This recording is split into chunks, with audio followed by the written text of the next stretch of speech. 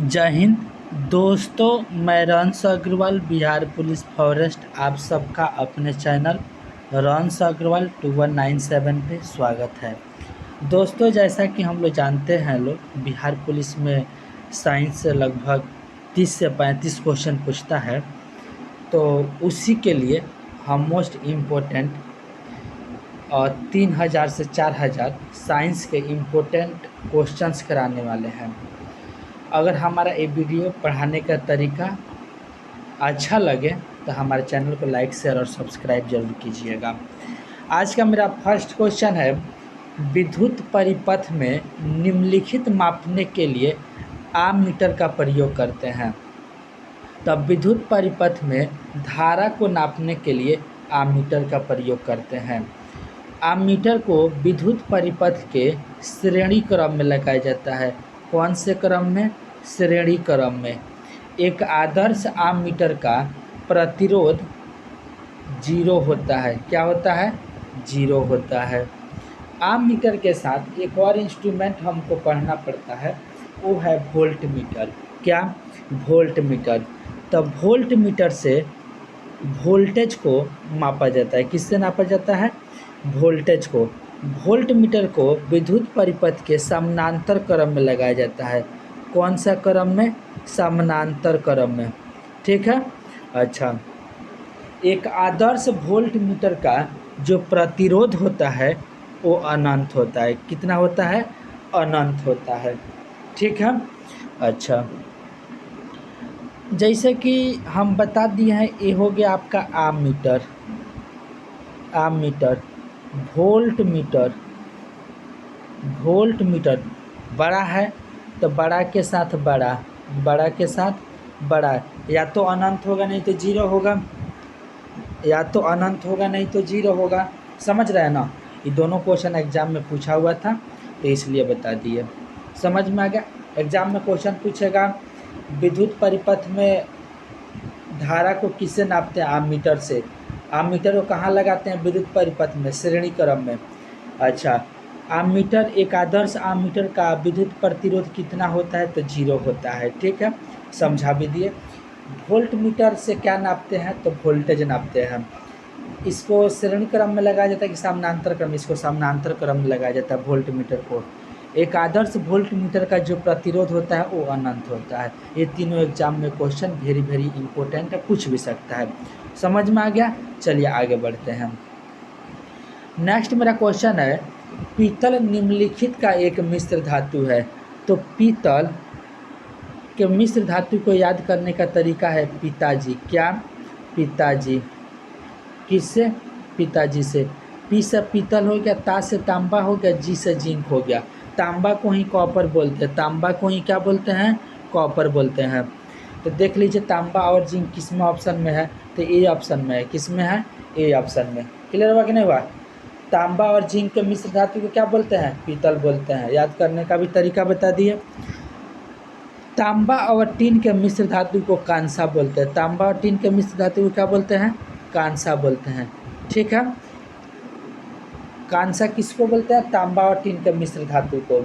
अच्छा, एक और एग्जाम में पूछता है, सीसा और टीन, सीसा और टीन के मिश्र धातु को क्या बोलते हैं? तो सोल्डर बोलते हैं। क्या बोलते हैं? सोल्डर बोलते हैं।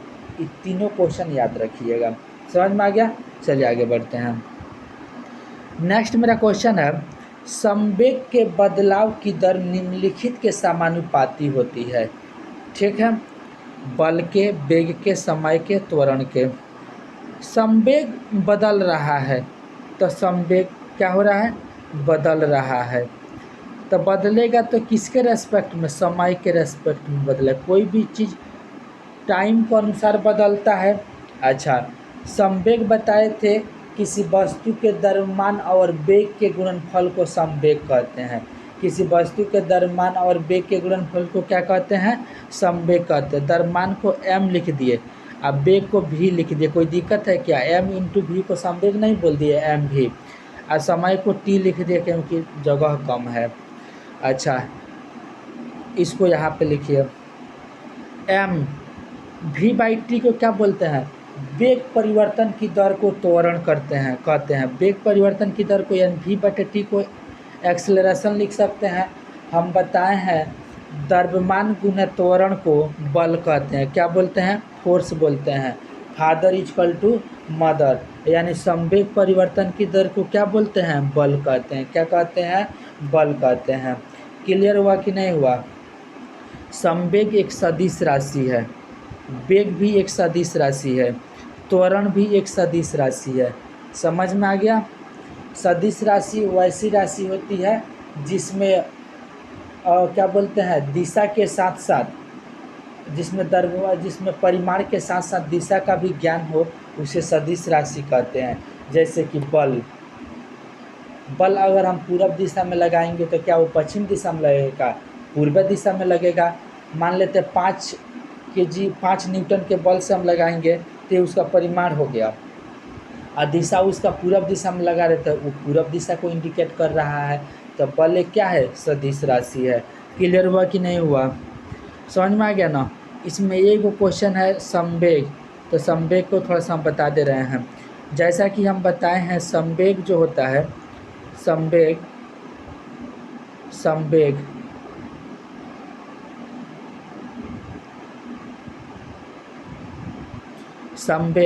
क्या? संवेग। तो बताए किसी वस्तु के द्रव्यमान और वेग के गुणनफल को संवेग बोलते हैं। तो द्रव्यमान को m लिख दिए और वेग को v लिख दिए। ठीक है, इसका ऐसा यूनिट लिख कर बता देते हैं, पूछता है एग्जाम में। द्रव्यमान का ऐसा यूनिट क्या होता है? kg होता है। अच्छा, वेग का ऐसा यूनिट क्या होता है? मीटर पर सेकेंड होता है। क्या होता है? मीटर प्रति सेकेंड, यानी kg मीटर पर सेकेंड क्या हो जाएगा? संवेग का यूनिट हो जाएगा। क्या हो जाएगा? संवेग का यूनिट हो जाएगा। एग्जाम में पूछता है केजी मीटर प्रति सेकंड किसका यूनिट होता है? संवेग का यूनिट होता है। समझ में आ गया ना? चलिए आगे बढ़ रहे हैं। दोस्तों, अगर मेरा पढ़ाने का तरीका अच्छा लगे ना तो प्लीज़ हमारे चैनल को लाइक शेयर और सब्सक्राइब जरूर कीजिएगा। क्लियर है ना? चलिए नेक्स्ट मेरा क्वेश्चन है, कंप्यूटर के लिए आईसी चिप किसका बना होता है? तो कंप्यूटर का जो आईसी चिप होता है एक अर्धचालक का बना होता है। किसका बना होता है? एक उपधातु का बना होता है। वो उपधातु कौन सा है? सिलिकॉन है। कौन सा हो? सिलिकॉन है। सिलिकॉन। तो सिलिकॉन का परमाणु संख्या क्या होता है? 14 होता है। क्या होता है? 14 होता है। समझ में आ गया ना? Hydrogen, helium, lithium, beryllium, boron, carbon, nitrogen, इस तरह करके आप याद कीजिएगा तो सिलिकॉन आपका 14 नंबर पे आएगा। ठीक है, तो किसका उपयोग करते हैं? सिलिकॉन का। सिलिकॉन क्या है? एक अर्धचालक है। और इस तरह पूछेगा धातु है कि अधातु है कि उपधातु होता है? यह एक उपधातु है। इसमें धातु और अधातु दोनों का गुण होता है। समझ में आ गया? चलिए आगे बढ़ते हैं। नेक्स्ट मेरा क्वेश्चन है, निम्नलिखित में से कौन सा ठोस नहीं है? इसमें एगो ऑप्शन इसमें जोड़ दीजिएगा, नहीं है। इनमें से कौन सा ठोस नहीं है? ब्रोमीन क्या है? एक अधातु है जो द्रव अवस्था में होता है। क्या होता है? द्रव अवस्था में होता है।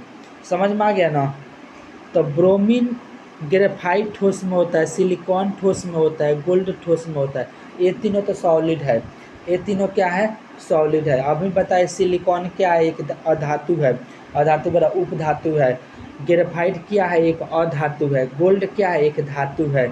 समझ में आ गया?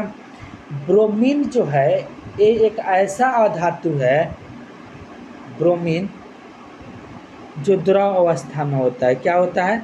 द्रव अवस्था में पाया जाता है। समझ में आ गया ना? चलिए आगे बढ़ते हैं।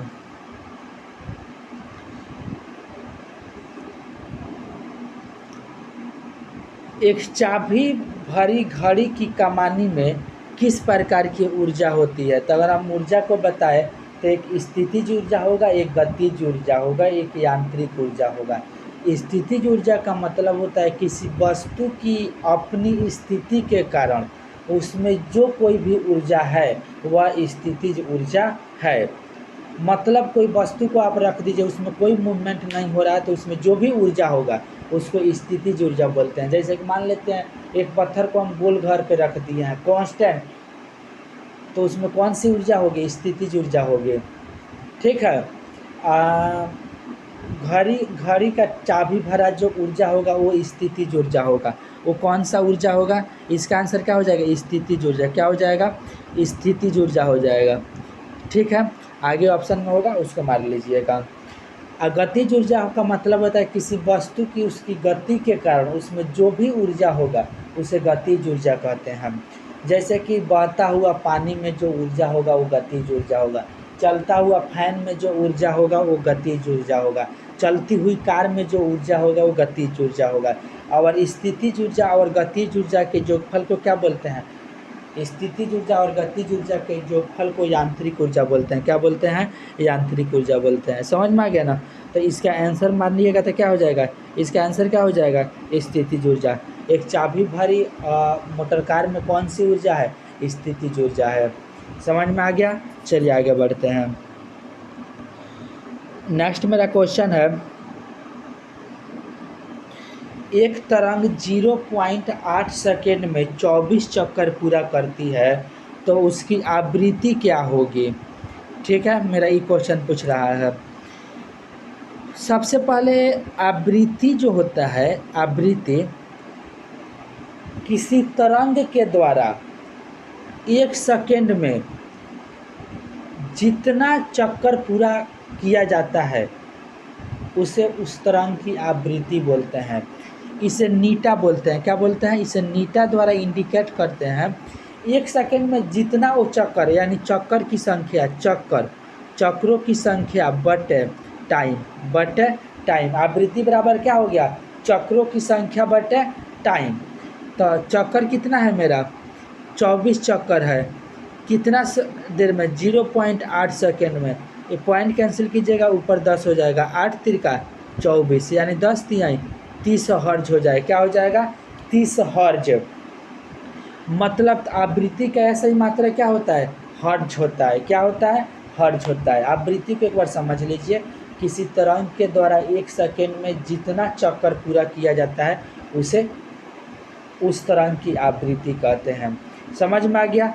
चलिए आगे बढ़ते हैं। दोस्तों ये तो अभी टेलर है। मेरे पढ़ाने के तरीक़ा से अगर आप सच में मतलब क्या बोलते हैं खुश हो गए होंगे, हैप्पी हो गए होंगे, तो हमारे चैनल को लाइक और सब्सक्राइब जरूर कीजिएगा। ठीक है, शेयर वगैरह जरूर कीजिएगा। चलिए आगे बढ़ते हैं। नेक्स्ट क्वेश्चन है, एक पौधे पर दूसरा पौधा उगने को क्या कहते हैं? एक पौधा पे जो दूसरा पौधा उग रहा है उसे एपीफाइट बोलते हैं। क्या बोलते हैं? उसे एपीफाइट बोलते हैं। जलोद्भिद का मतलब होता है जल में उगने वाला पौधा। ये जल में उगने वाला पौधा जलोद्भिद, जैसे गुलाब का फूल हो, गुलाब का फूल बोल रहे हैं, क्या नाम है उसका? कमल का फूल। मरुद्भिद, मरुभूमि में जो उगने वाला पौधा उसे मरुद्भिद बोलते हैं। ये आपका क्या हो गया? नागफनी वगैरह। हेलोफाइट का मतलब हो गया क्या बोलते हैं उसको? नमकीन इलाका में। कौन से इलाका में? नमकीन इलाका में। समझ में आ गया ना? चलिए, ये समुद्र किनारे वाला पार्ट हो गया। तो मेरा जो क्वेश्चन है वो समझ गया ना? एक पौधा पे दूसरा जो पौधा उगता है उसे एपीफाइट बोलते हैं। क्या बोलते हैं? एपीफाइट बोलते हैं। चलिए नेक्स्ट क्वेश्चन देख लेते हैं। नेक्स्ट मेरा क्वेश्चन है, अल्केन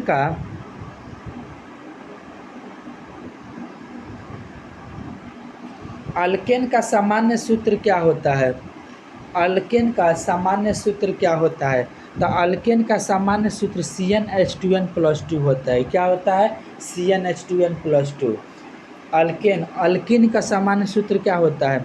CnH2n-2 होता है। क्या होता है? अल्किन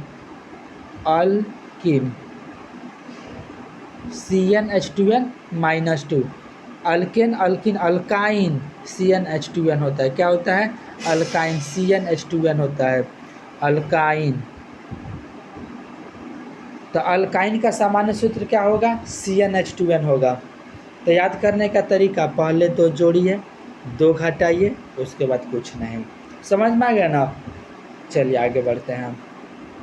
नेक्स्ट मेरा क्वेश्चन है, निम्नलिखित में से एल्युमिनियम का मिश्र धातु क्या है? तो एल्युमिनियम के मिश्र धातु को मैग्नीशियम बोलते हैं। क्या बोलते हैं? मैग्नीशियम बोलते हैं। मैग्नीशियम। एल्युमिनियम के मिश्र धातु को क्या बोलते हैं? मैग्नीशियम बोलते हैं। एल्युमिनियम के मिश्र धातु को क्या बोलते हैं? मैग्नीशियम बोलते हैं। ठीक है, अब बोलिएगा सर मिश्र धातु है तो एक धातु के मिलने से मिश्र धातु कैसे बन जाएगा? कम से कम 2 धातु का मिक्सचर होना चाहिए ना, तो मैग्नीशियम जो मिश्र धातु होता है वो एल्युमिनियम और मैग्नीशियम का होता है, एल्युमिनियम और मैग्नीशियम का होता है। क्योंकि एल्युमिनियम 95% होता है और मैग्नीशियम मात्र 5% होता है, इसलिए इसके मिश्र धातु को एल्युमिनियम मिश्र धातु बोलते हैं। क्लियर हुआ कि नहीं हुआ, समझ में आ गया? तो दोस्तों अगर मेरा पढ़ाने का तरीका अच्छा लगे ना तो हमारे चैनल को लाइक शेयर और सब्सक्राइब ज़रूर कीजिएगा। ये तो अभी ट्रेलर है, आगे पिक्चर बाकी है। और इतना याद रखिएगा, ये जो मेरा 4000 का जो सेट आएगा ना, मतलब लगभग रोज़ 30 क्वेश्चन जो हम साइंस का लाएंगे, इसमें से जो हम बताएंगे ना उसी में से एग्ज़ाम में रहेगा, ये फिक्स है। समझ गए ना? आप आँख मूंद के हमारे चैनल को लाइक शेयर और सब्सक्राइब कर दीजिएगा। ज़रूर से ज़रूर इसी में से क्वेश्चन पूछेगा। 30 क्वेश्चन की जिम्मेदारी मेरी, ठीक है? तो चलिए दोस्तों फिर मिलेंगे। अगर हम आपके मन को मोह लिए होंगे ना पढ़ाने के तरीक़ा से तो हमारे चैनल को लाइक शेयर और सब्सक्राइब जरूर कर दीजिएगा। Okay, thank you. जय हिंद, जय भारत, भारत माता की जय।